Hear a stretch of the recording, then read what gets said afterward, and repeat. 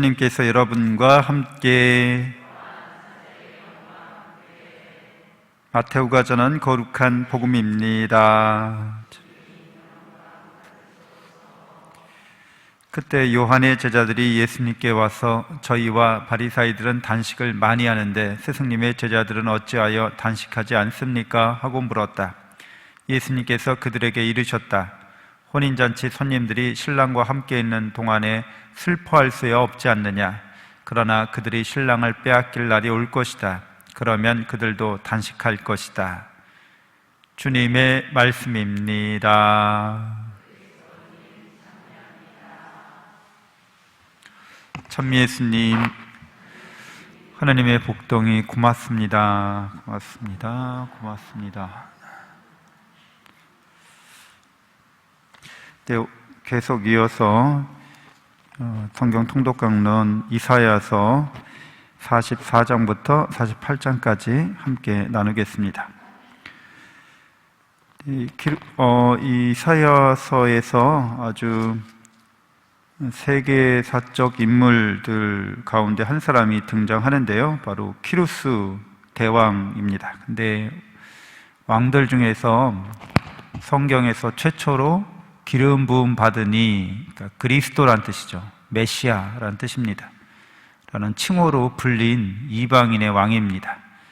이 키루스 대왕은 페르시아 제국을 건립한 시조이죠.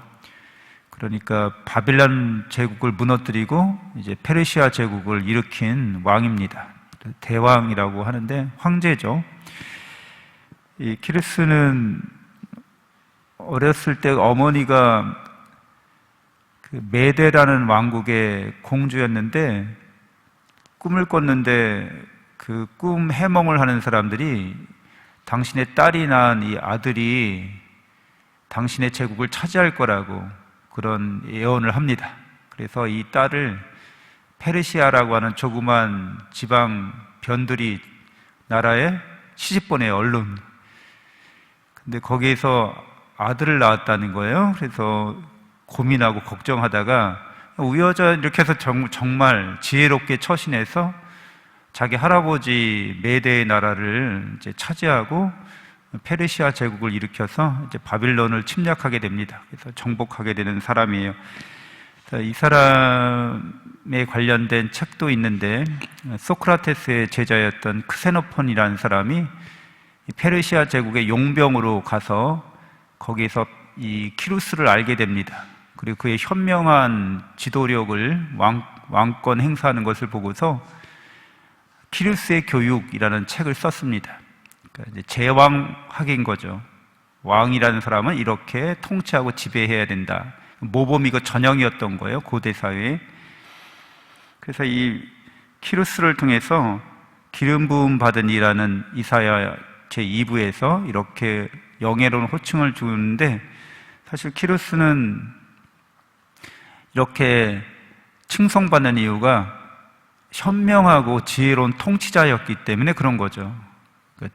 통치자는 정말 지혜로워야 합니다. 그러니까 무력이나 어떤 권력을 함부로 행사하는 사람이 아니라 무식하면 막 함부로 행사할 수 있어요.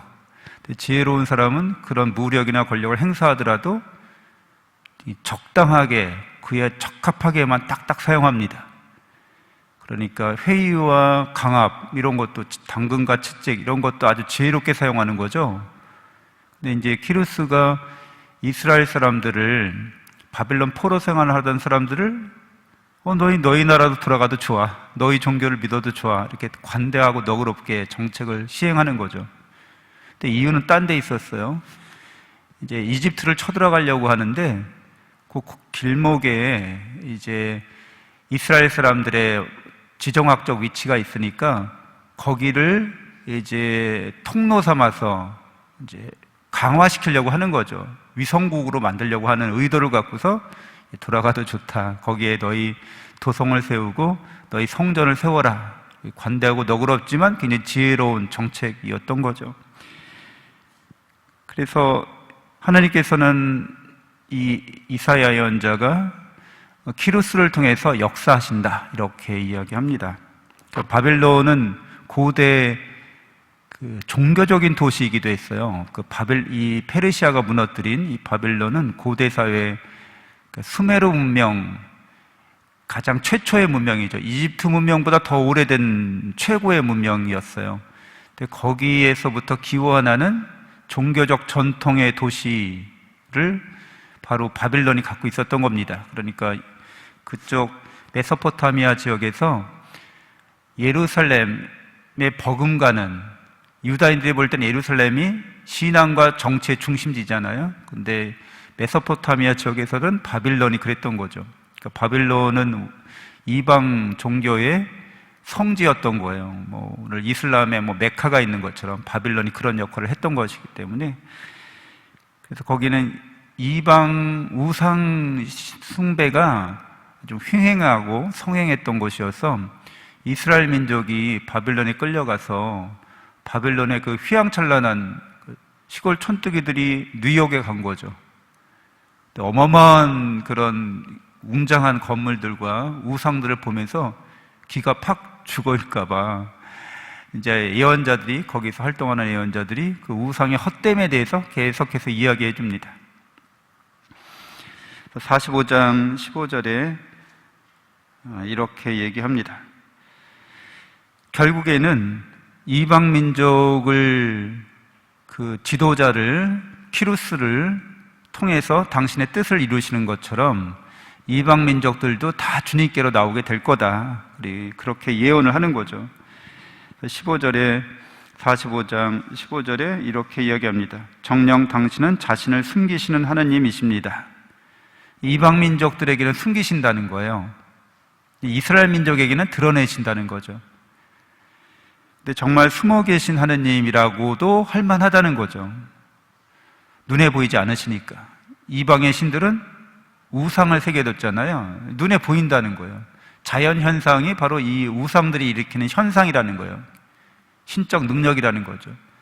근데 하느님께서는 우주 만물을 창조하시고 그렇게 형상이 없으시기 때문에, 영이신 분이기 때문에 숨어 계시는 것처럼 자연 현상을 일으키는 분도 사실은 숨어 계신 하느님이 일으키신다는 거죠. 이스라엘 사람들이 믿는 바에 의하면 그렇기 때문에 이제 이방 민족들도, 키루스 대왕도 다 하느님의 그런 역사하심에, 그 섭리하심 가운데서 있을 뿐이다. 이렇게 이스라엘 사람들이 믿을 수 있도록 예언자들이 역할을 하고 있습니다. 그러면서 45장 19절에 또 21절에 나는 숨어서도 이야기하지 않았고 어두운 땅 어느 구석에서도 이야기하지 않았다. 하느님은 당신을 드러내신다는 거예요. 자명한 진리로서 당신을 드러내시는 하느님이라고 말씀해 주십니다. 말해보아라, 설명해보아라, 함께 의논도 해보아라. 21절에 이렇게 말씀합니다. 너희는 과연 참된 하느님과 우상들이 어떤 신이 참된 하느님인지를 의논해보고 생각해보고 토론해보라는 거예요. 우상들은 그냥 사람이 만든 것이랄 뿐 진짜 신이 아니라는 거죠. 그들의 욕망을 투사한 것이고 자연 현상을 인격적으로 그냥 그렇게 묘사한 것일 뿐 이거는 진짜 신이 아니라는 거예요. 그래서 46장의 바벨론 신들의 몰락 이렇게 이야기를 합니다. 그 우상들이 이제 나라가 멸망하니까 적국에 의해서 탈취되는 거죠. 우상들이 짐승과 가축에 실린다. 너희가 떠받들고 다니던 것들이 지친 동물에게 짐으로 지워진다. 그들은 다 함께 꼬꾸라지고 꺾여서 짐을 건지기는커녕 저희들 자신이 유배를 간다. 떠받들던 우상이 수레에 실려가지고 약탈되고 있는데 뭘 덜컹해가지고 넘어지고 고꾸라지고 막 이랬나 봐요. 근데 그런 거를 목격하고 그게 가짜 신이라고 이렇게 얘기하는 겁니다. 그러면서 하나님께서는 그와 다르다고 46장 3절 4절에서 이렇게 말씀해 주십니다. 내 말을 들어라 야곱 집안아, 이스라엘 집안의 남은 자들아, 모태에서부터 업혀 다니고 태중에서부터 안겨 다닌 자들아, 너희가 늙어가도 나는 한결같다. 너희가 백발이 되어도 나는 너희를 지고 간다. 내가 만들었으니 내가 안고 간다. 내가 지고 가고 내가 구해낸다. 그러니까 우상들은 그렇게 수레에 실려서 탈취되다가 꼬꾸라지고 엎어지고 자빠지는 거, 그래서 아무런 기능이나 역할이나 능력을 나타내지 못하지만 너희 이스라엘 민족은 잘 들으라는 거예요. 내가 너희를 모태에서부터 태중에서부터 업고 다니고 안고 다녔고, 너희가 태어나서 나이 들어서 늙어감에도 불구하고 한결같이 내가 너희를 만들었으니까 내가 안고 간다고, 지고 가고 구해낸다고 이렇게 이제 말씀해 주는 거죠. 대조적으로. 그래서 우리 자신들이 늘 하느님의 사랑과 은총 안에 머물고 생활하는 사람들, 역사를 섭리하시는 하느님, 내 인생을 섭리하시는 하느님을 믿고 그분의 말씀에 따라서 참된 하느님을 경배하고 숭배하는 우리가 되어야겠습니다. 잠시 눈을 감고 묵상하겠습니다.